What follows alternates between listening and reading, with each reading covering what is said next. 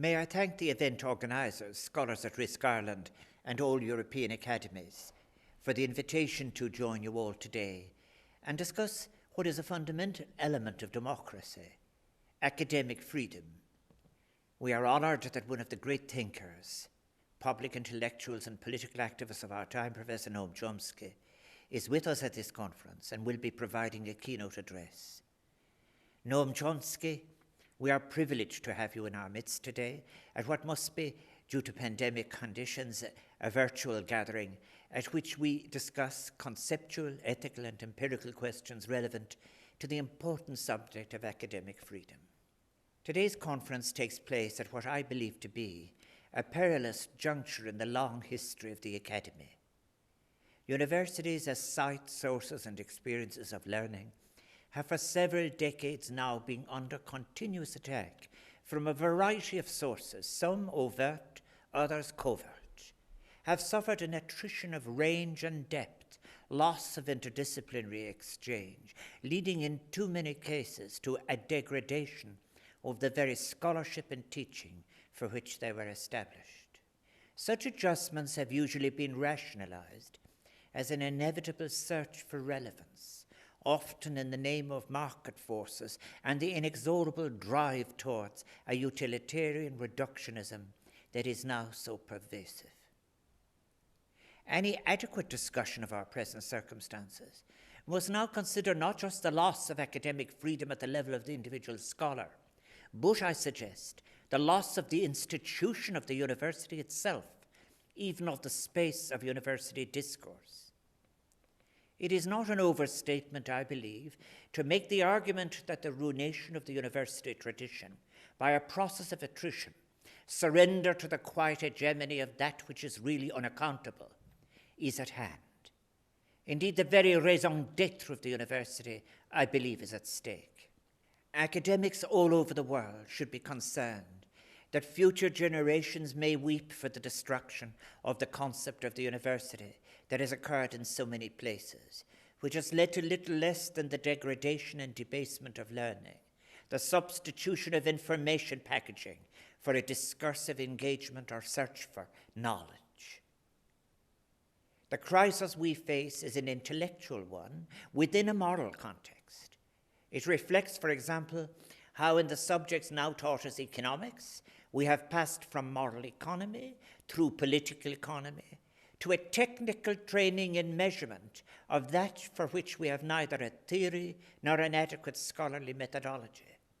Decades of Keynesianism have given way to decades influenced by the theories of such as Friedrich von Hayek, to unrestrained market dominance.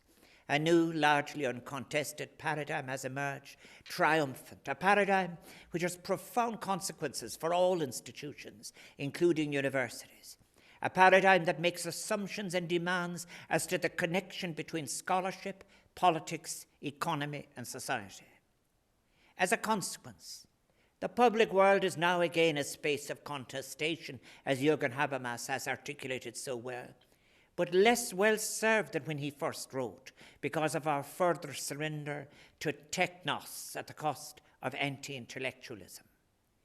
It is a space that sets that which is democratic in tension with that which is unaccountable.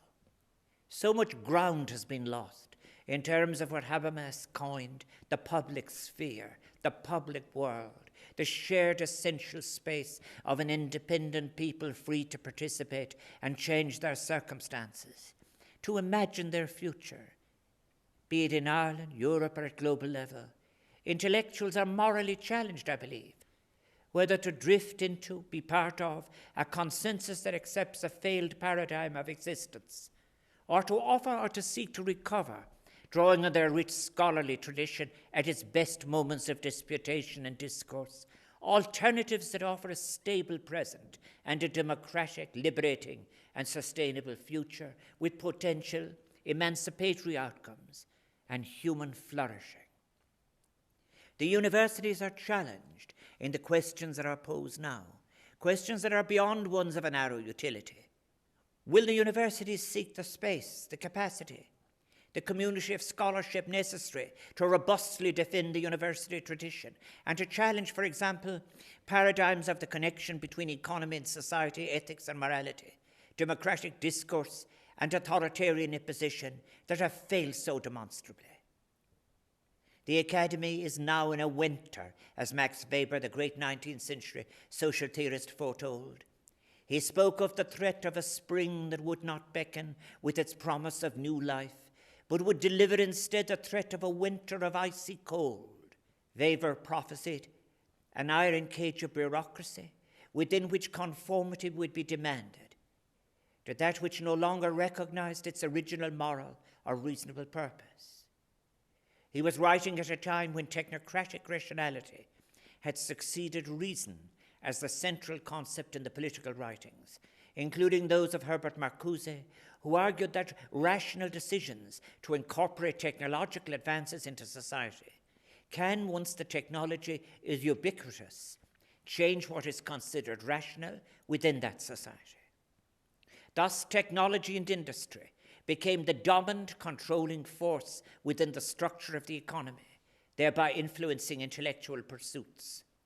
Such writings now appear, sadly, eerily prophetic. Weber's nightmare of an extreme rationality that in time would counter the original purposes of institutions, that would evolve into an irrational form, is difficult to reject as an account of the university in our modern times.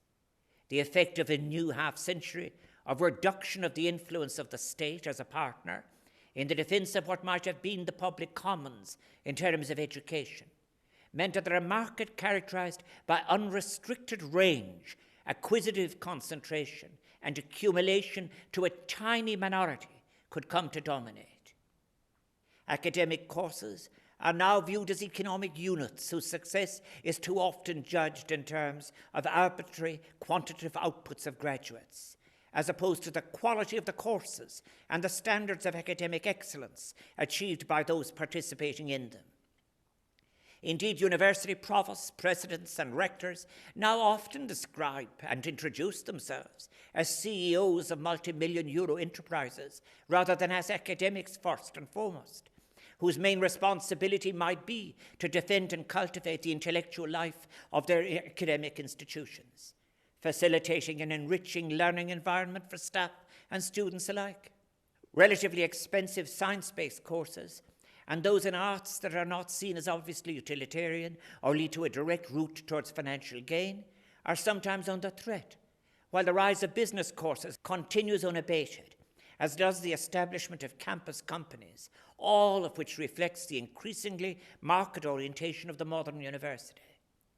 The quality of university degrees, too, continues to be a source of great concern, with evidence of grade inflation that, alas, does not reflect improved standards of scholarship, but rather an ongoing slip in examination standards emanating from pressure sourced internally and external to the university to report the achievement of continually higher outputs.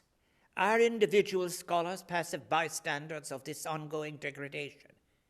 If not theirs, whose responsibility it is to adequately defend the great traditions of scholarship and their settings, which, while defective in so many ways in terms of inclusivity, have served us for centuries, that have over these centuries spearheaded new movements of thought, new paradigms of existence?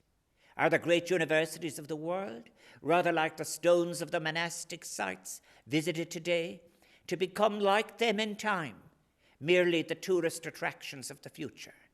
I often wonder, as tourists tramp through the cloisters of abbeys and are told of where vespers were sung, will we have tales of where lectures were once given, disputations, brilliant expositions encountered, or books consulted?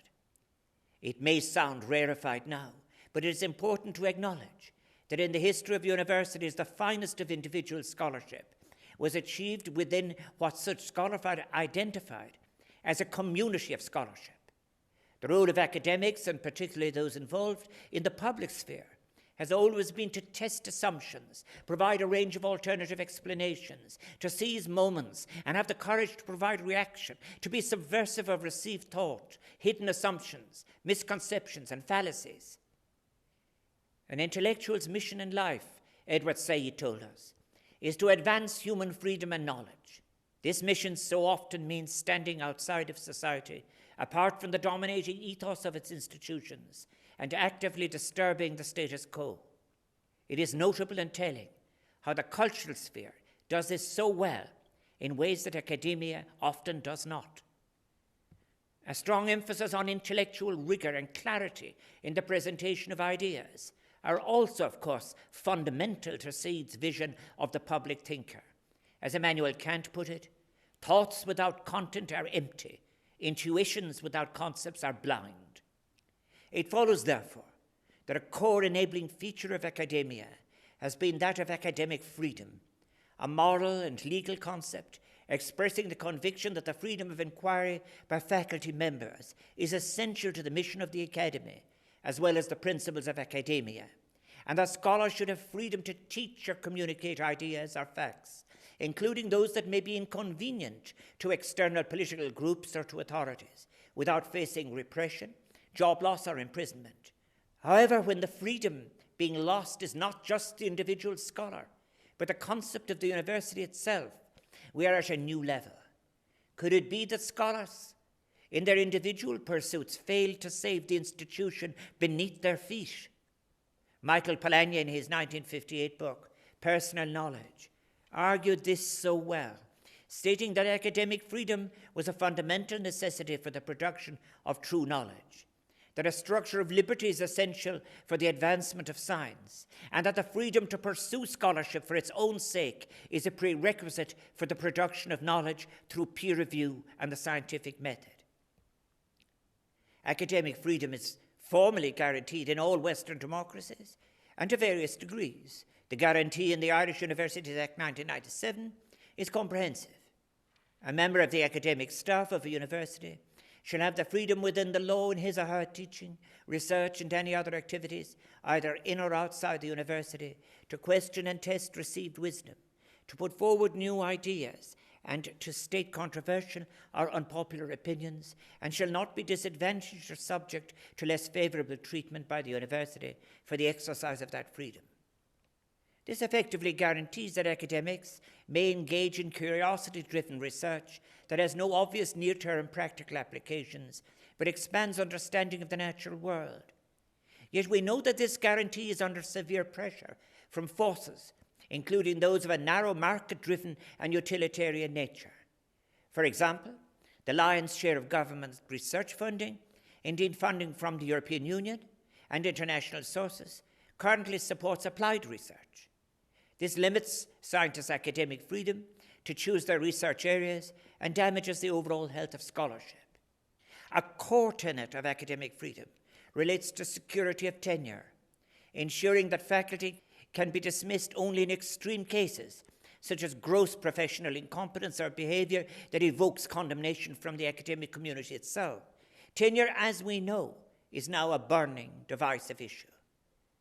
As I say this, I am so deeply aware of the lamentable precarity of so many scholars, young and not so young, who without security of tenure or protection continue to wrestle within a system that, far from realizing their intellectual and moral potential, is sometimes a source of disaffection, allowing a limited, distorted resonance with the joy and agony of life as it is lived.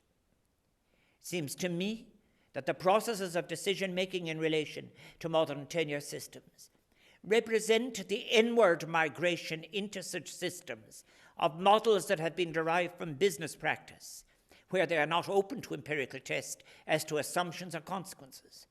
These are models that diminish academic freedom, forcing those seeking tenured positions often to profess and demonstrate conformity to a level of matter-of-factness, as Thorstein Veblen put it, or orthodoxy, such as that held by those awarding the tenured professorships.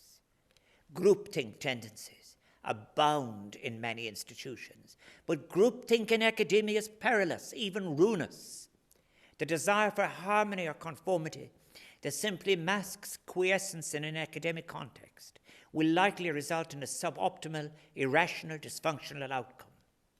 Access to tenure in conditions that respect the integrity of the scholar and the discipline remains scholars' best defense against groupthink, of free inquiry and heterodoxy, especially in our times of heightened polarization, lost cohesion, and internet outrage. The more entrenched orthodoxies become, the less likely a heterodox scholar will be tenured.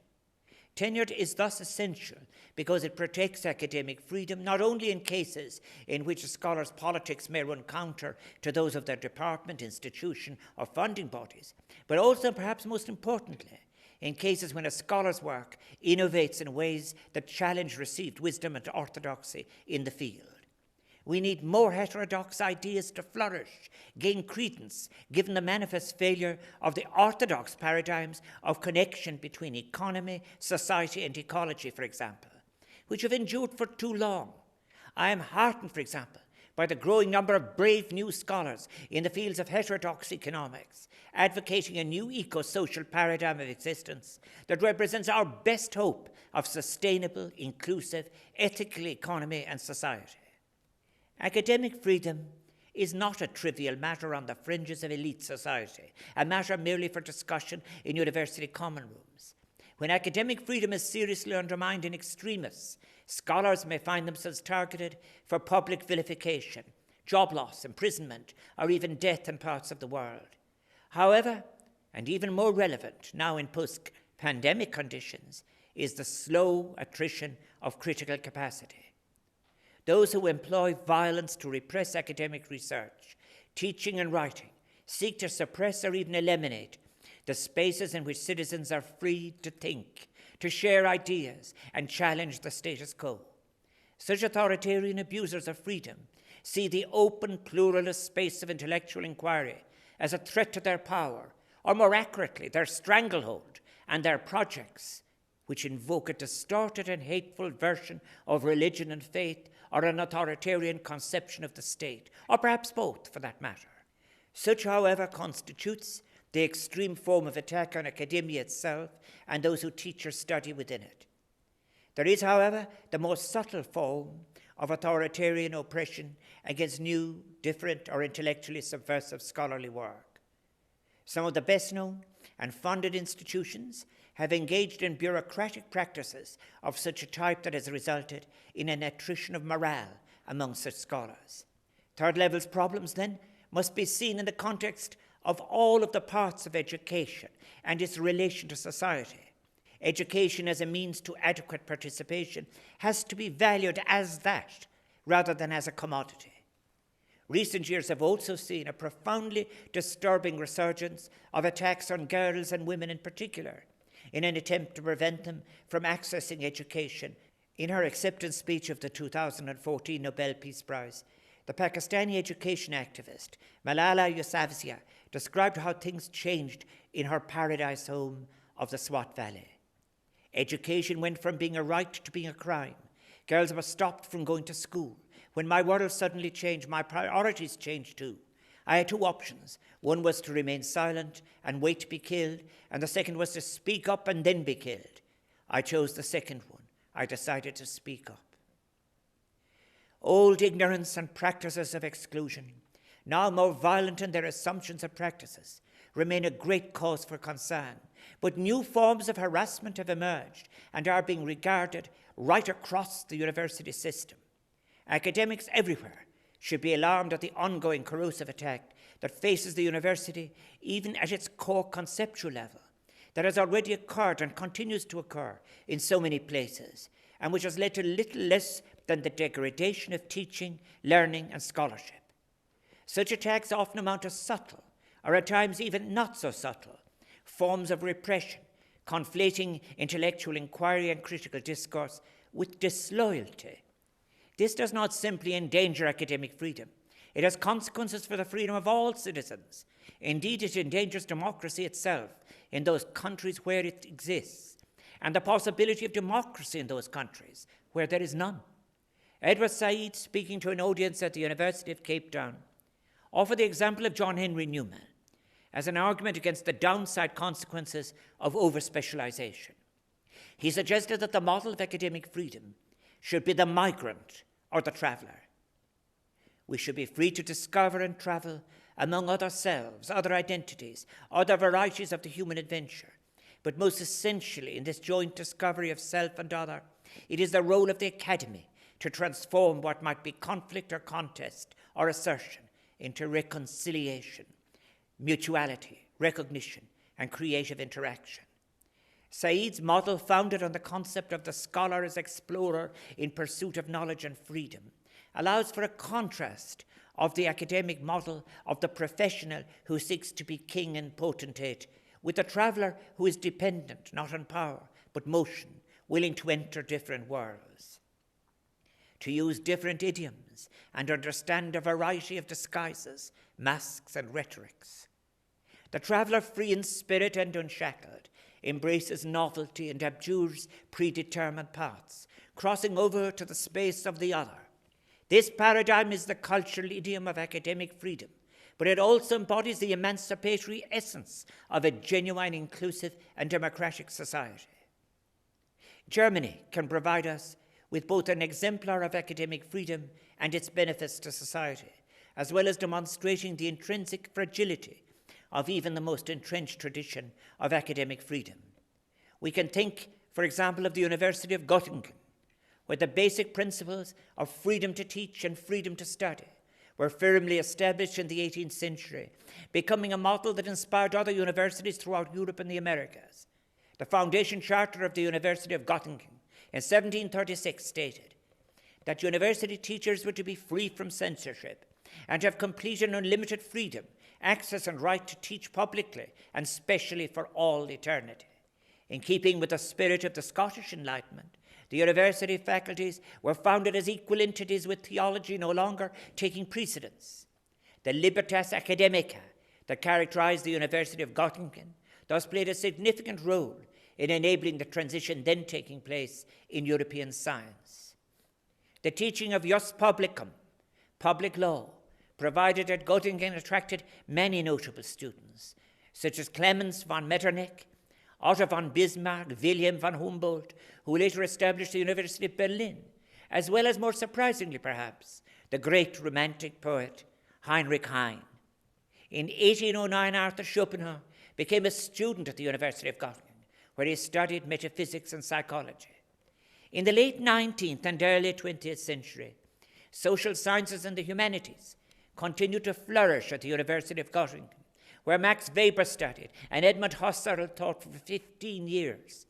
Such rich scholarly tradition came to an abrupt end, however, in 1933, when the university became a focal point for the Nazi crackdown on Jewish physics, as represented by the work of Albert Einstein, and when more than 50 professors and lecturers were forced to leave, among them several of the 45 Nobel laureates whose names are associated with Göttingen.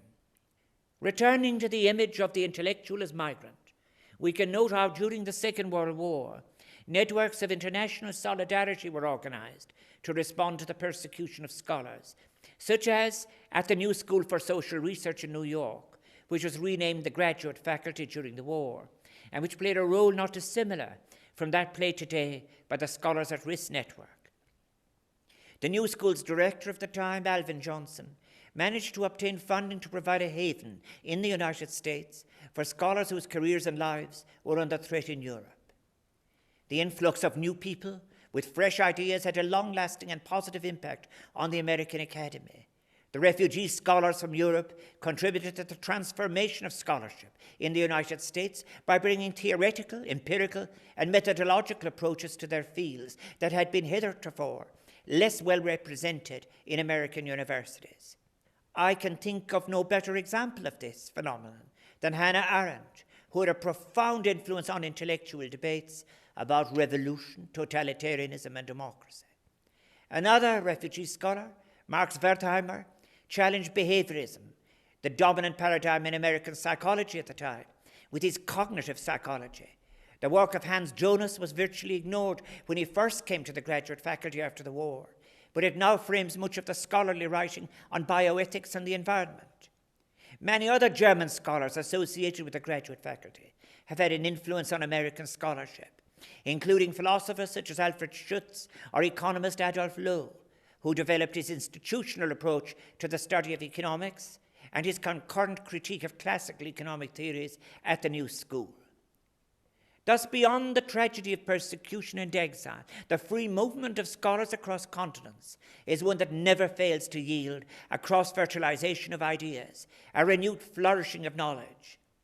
Universities across the world that have provided a safe haven to the persecuted scholars of our times will undoubtedly continue to experience the immense benefits that flow from such cross-fertilization of ideas and intellectual traditions.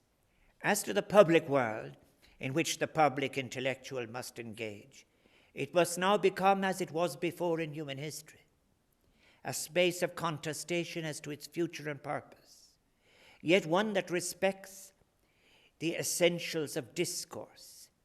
Indeed, that might hold some echo of the grace of exchanged view that was the disputatio. It must be a space that sets that which is democratic in tension with that which is autocratic, unaccountable, but doing so with humor and its resources as much as reason. That is where the eccentricity, as it was often called, of idiosyncratic scholarship with its vulnerable humanity, was so much part of the university experience. Until recently, we have lived through a period of extreme individualism, a period where the concept of society itself has been questioned and redefined narrowly and pejoratively, when the public space in so many Western countries, even the human body itself, has been commodified, where it is as calculating rational choice, utility maximizers, rather than as citizens, that we've been invited to view our neighbors. The COVID-19 pandemic has galvanized a widespread recovered recognition of both the overt and covert consequences of the uncriticized assumptions of our failed paradigm and of the state's positive role in managing such crises, how it can play a decisive transformative role in our lives for the better. The erosion of the state's role, including publicly funded third-level institutions, the weakening of state bodies, and the undermining of the state's significance for over 4 decades, has left us with a less just and more precarious society and economy. The citizens of the world desire and deserve radical change. Universities will be, no doubt, placed under significant strain arising from the financial damage that the COVID-19 pandemic will have inflicted on the sector, including declining international enrollments. It is up to governments to come to their aid within a model of public education that is democratic, if we are in any way serious about the concept of third-level education and scholarship. This will be a test which will require significant resolve in order to rebuke the predictable chance from certain quarters to hasten the demise of a distinctive academic institution with its core tenet of academic freedom, tenure. We must, beyond all borders, come together now as we slowly emerge out of the pandemic, as we rebuild our societies and economies, merging the insights and power of consciousness of ecology, human need, dignity, respect for sources of truth, and consolation, reasoned and revealed. We must combine in cooperation for such a recovery of the public world. I make this point because behind the transitions that Western economies have made, transitions embedded in principles of utilitarianism and marketization, lies an insidious intellectual collusion that unfortunately masks a rationalization. Standing in support of under-regulated markets, of unaccountable, often speculative capital flows, are scholars. Many of them are so-called high flyers with prolific research track records, who frequently invoke the legitimation bestowed by a university, which itself is placed under pressure to demonstrate its utility, often using dubious metrics within the political economy hegemony that prevails. It requires no small degree of courage, and in many cases, nothing short of a paradigm shift in the focus of scholarship and teaching. But universities could lead a new paradigm of engagement with the world, contribute meaningfully to the discourse on the pressing challenges of the day, be it the humanitarian crisis or the crisis of democracy or ecology. From where will the energy come? Will universities be permitted to do this? Will universities seek the space, the capacity, the community of scholarship necessary to challenge such paradigms of the connection between economy, ecology, society, ethics, democratic discourse, and authoritarian imposition as have failed? Will universities challenge the corrosive models of functional utilitarianism that pervade the core ethos of so many once great seats of learning? Will universities, drawing on their rich scholarly tradition at its best, recover moments of disputation and discourse, seek to offer alternatives that propose a democratic, liberating, and sustainable future? I myself recall the desire to be inside the walls of a university before I had the capacity to do so. I recall the power of collective disputation and action as a student, the sheer privilege of being a university teacher to curious students, so many of whom went on to remain friends, colleagues. Am I hopeful then? I am being driven back to Adorno's pessimism. It is the essay of 1941 of Herbert Marcuse that I reach for, Some Social Implications of Modern Technology. I believe that a university response which is critically open to originality in theory and research, committed to humanistic values in teaching, is open to heterodoxy, has a unique opportunity to make a global contribution of substance to the great challenges and crises we face. That such a university can be and will be celebrated by future generations as the hub of original critical thought and a promoter of its application through new models of interconnection between science, technology, administration, and society. Is it too late?